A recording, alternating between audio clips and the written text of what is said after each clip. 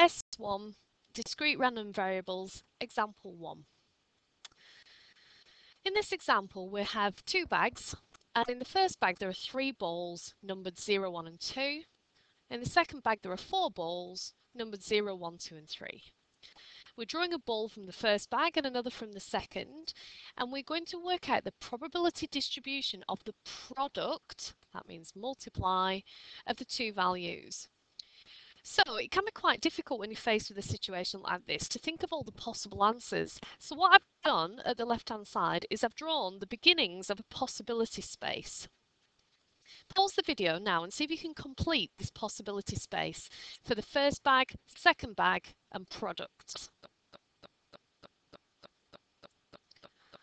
Okay, so if you have paused the video, I hope that your diagram looks something like this.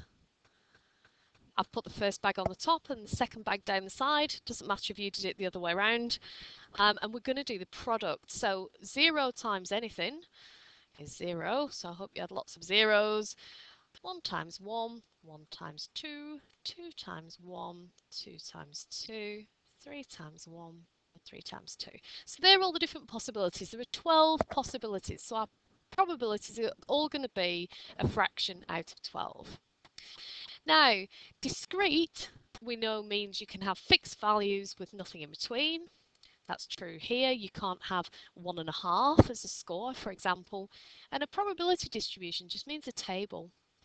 On the top row, you put X, which represents the possible outcomes. So if we look in the grid, products that you can get are 0, 1, 2, 3, 4. You can't get a product of 5, and 6.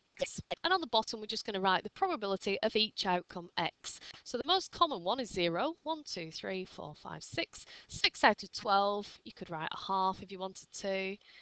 1 occurs once, so that's 1 out of 12.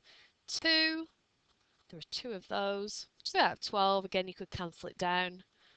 And so on, just counting the number of outcomes for each one. And this is called a probability distribution.